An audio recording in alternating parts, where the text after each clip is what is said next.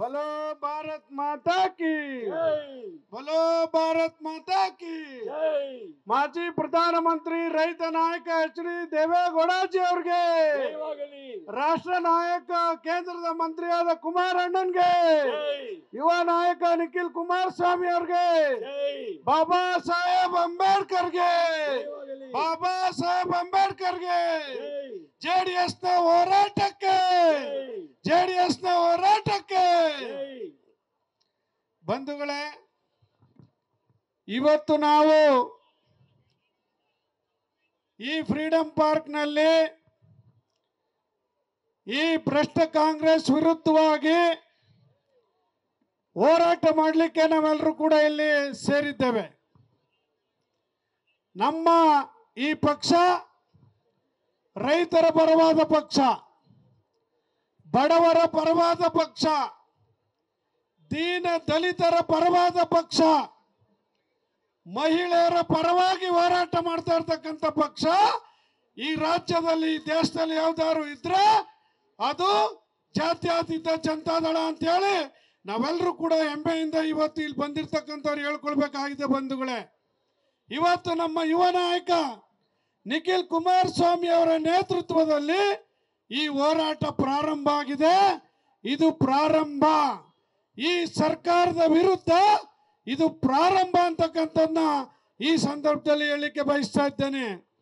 ಎಷ್ಟು ಜನಕ್ಕೆ ಮೋಸ ಮಾಡ್ತೀರಿ ಕಾಂಗ್ರೆಸ್ ಸರ್ಕಾರದವರೇ?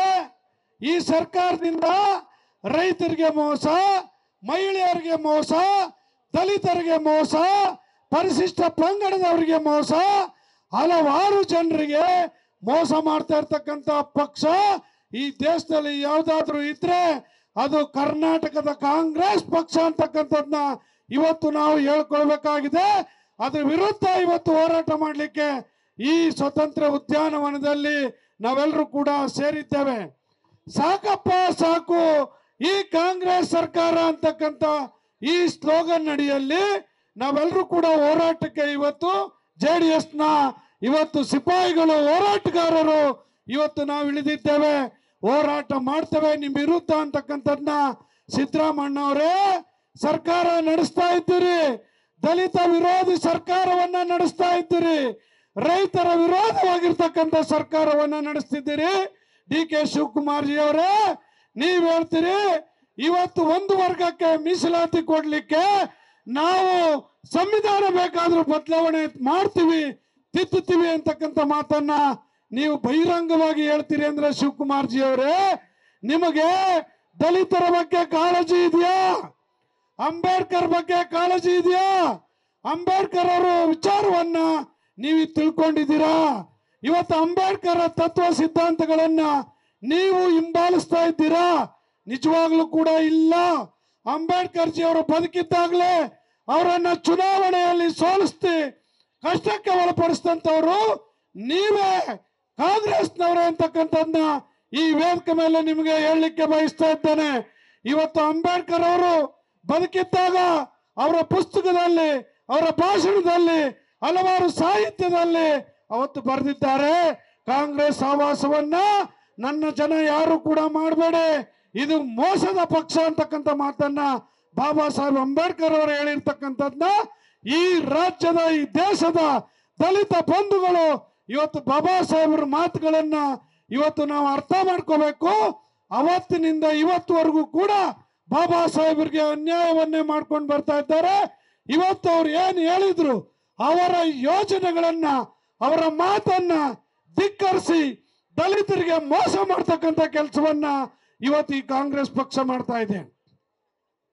42,000 ಕೋಟಿ SCP TSP ಹಣವನ್ನ ಬೇರೆ ಯೋಜನೆಗೆ ವರ್ಗಾವಣೆ ಮಾಡಿಕೊಂಡು ದಲಿತರಿಗೆ ಹೊಟ್ಟೆಗೆ ತಣ್ಣೀರ್ ಬಟ್ಟೆ ಹಾಕ್ತಕ್ಕಂಥ ಕೆಲಸವನ್ನ ಮಾಡಿದಿರಲ್ಲ, ಇದು ನ್ಯಾಯನ ಸಿದ್ದರಾಮಣ್ಣ? ಎಲ್ಲೋದ್ರೂ ನಾವು ದಲಿತರ ಪರ ಅಂತ ಹೇಳ್ತೀರಿ. 42,000 ಕೋಟಿ ದಲಿತರಿಗೆ ಮೀಸಲಿಟ್ಟಿದ್ದಂತ ಹಣವನ್ನ ಬೇರೆ ಯೋಜನೆಗೆ ಯಾಕೆ ನೀವು ವರ್ಗಾವಣೆ ಮಾಡ್ಕೊಂಡ್ರಿ? ಕೇಳಿದ್ರೆ ಪಾಪ ನಮ್ಮ ದಲಿತ ಮಂತ್ರಿಗಳು ಹೇಳ್ತಾರೆ, ಸರಿ ಸರಿ ಬಸ್ಸಲ್ಲೂ ನಮ್ಮ ಹೆಣ್ಮಕ್ಳು ಓಡಾಡ್ತಾರೆ, ಇವತ್ತು ಏನು ಗೃಹಲಕ್ಷ್ಮಿನೂ ಕೂಡ ನಮ್ಮ ಹೆಣ್ಮಕ್ಳು ತಗೋತಾ ಇದ್ದಾರೆ, ದಲಿತ ಹೆಣ್ಮಕ್ಳು ಕರೆಂಟ್ ಬಿಲ್ ಕೂಡ ನಮ್ಮ ದಲಿತ ಹೆಣ್ಮಕ್ಳು ಕೊಡ್ತಾ ಇದೀವಿ, ಅದರಲ್ಲೂ ಕೂಡ ದಲಿತರಿಗೆ ಇವತ್ತು ಹಣ ಸೇರ್ತಾ ಇದೆ ಅಂತಕ್ಕಂಥ ಬಂಡತನದ ಮಾತನ್ನ ನೀವು ಹೇಳ್ತಾ ಇದ್ದೀರಲ್ಲ, ಅದನ್ನ ನೀವು ಸಮರ್ಥಿಸ್ಕೊತಾ ಇದ್ದೀರಲ್ಲ. ದಲಿತ ಮಂತ್ರಿಗಳು, ದಲಿತ MLAಗಳು ಏನ್ ಮಾಡ್ತಾ ಇದ್ದೀರಿ ನೀವು? ಸರ್ಕಾರದಲ್ಲಿ ಇಷ್ಟು ಅನ್ಯಾಯ ಆಗ್ತಾ ಇದ್ರು, ದಲಿತರಿಗೆ ಇಷ್ಟು ಅನ್ಯಾಯ ಮಾಡ್ತಾ ಇದೆ ಕಾಂಗ್ರೆಸ್ ಸರ್ಕಾರ. ಕಣ್ಣು ಮುಚ್ಕೊಳ್ತಿದ್ದೀರಾ? ಪರಮೇಶ್ ಅವರೇ, ಖರ್ಗೆ ಅವರೇ, ಮಾದೇವಪ್ಪನವ್ರೆ, ನೀವೇ ಹೇಳಿದ್ರಲ್ರಿ. ಮಾದೇವಪ್ಪನವ್ರೆ, ನೀವೇ ಹೇಳಿದ್ರಿ ಅಸೆಂಬ್ಲಿನಲ್ಲಿ. ಹೌದು ಹೌದು, SCPTSP ಹಣವನ್ನ ವರ್ಗಾವಣೆ ಮಾಡ್ಕೊಂಡಿದ್ದೀವಿ, ನಿಜ ಅಂತಕ್ಕಂಥ ಮಾತನ್ನ ನೇರವಾಗಿ ನೀವೇ ಒಪ್ಕೊಂಡಿದ್ದೀರಿ ಮಾದೇವಪ್ಪನವ್ರೆ. ಆದ್ರೆ ನಿಮ್ ಸರ್ಕಾರದ ನೀತಿಯನ್ನ, ಧೋರಣೆಯನ್ನ ಯಾಕೆ ಖಂಡಿಸ್ತಾ ಇಲ್ಲ ನೀವು ಅಂತಕ್ಕಂಥದ್ದನ್ನ ಮಾದೇವಪ್ಪ ಅವ್ರಿಗೆ ಇವತ್ತು ಪ್ರಶ್ನೆ ಮಾಡ್ಲಿಕ್ಕೆ ಬಯಸ್ತಾ ಇದ್ದಾನೆ. ಪಾಪ ನಮ್ಮ ಮರಿ ಖರ್ಗೆ ಒಬ್ರೊಬ್ರು ಅವ್ರೆ, ಅಸೆಂಬ್ಲಿಲಾದ್ರೂ ಅವರೇ ಎತ್ತಳದೆ, ಕ್ಯಾಬಿನೆಟ್ ಅಲ್ಲೂ ಅವ್ರದ ವಾಯ್ಸು, ರಾಜ್ಯದಲ್ಲೂ ಅವ್ರದ ವಾಯ್ಸು, ಡೆಲ್ಲಿನಲ್ಲೂ ಅವ್ರ ಅಪ್ಪಂದ ವಾಯ್ಸು. ಏನ್ ಮಾಡಿದ್ರಪ್ಪ ದಲಿತರಿಗೆ? ಖರ್ಗೆ ಅವರೇ, ಮರಿ ಖರ್ಗೆ ಅವರೇ, ಏನ್ ಮಾಡ್ತಾ ಇದ್ದೀರಿ? ನಿಮ್ಗೊಂದು ಸೀಟ್ ಕೊಡದ ಪಕ್ಕಕ್ಕೆ ಕೂರಿಸ್ತಾರ ನಿಮ್ನ ಖರ್ಗೆಜ್ಜಿ ಅವರೇ. ನಮ್ಮ ನಾಯಕರು, ನೀವು ದಲಿತರ ನಾಯಕರು. ಕಾಂಗ್ರೆಸ್ನವರು ನಿಮ್ಗೆ ಅಲ್ಲ, ನಿಮ್ಗೆ ಅನ್ಯಾಯ ಮೋಸ ಮಾಡಿದ್ರೆ, ನಿಮ್ಗೆ ಅಪಮಾನ ಆದ್ರೆ ನಮಗೂ ಕೂಡ ಅಪಮಾನ ಆಗುತ್ತೆ ಅನ್ನೋದನ್ನ ಖರ್ಗೆಜ್ಜಿ ಅವರೇ ನಿಮ್ಗೆ ಹೇಳಲಿಕ್ಕೆ ಬಯಸ್ತಾ ಇದ್ದಾನೆ.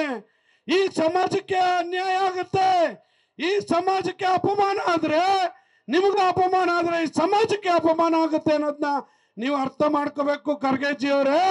ಪಾಪ ಮರಿ ಖರ್ಗೆ ಅವರು ಏನು ಈ ದಲಿತರ ಪರವಾಗಿ ನಮ್ಮ ಸಿದ್ಧಲಿಂಗಯ್ಯನವ್ರು ಹೇಳ್ತಿದ್ರು, ಸಿದ್ಧಲಿಂಗಯ್ಯನವ್ರು ಬರೆಯೋ ಸಾಹಿತ್ಯಕ್ಕೂ ಬಸವಲಿಂಗಪ್ಪ ಅವ್ರ ಮಗ ಬರೆಯೋ ಸಾಹಿತ್ಯಕ್ಕೂ ವ್ಯತ್ಯಾಸ ಇದೆ ಅಂತ.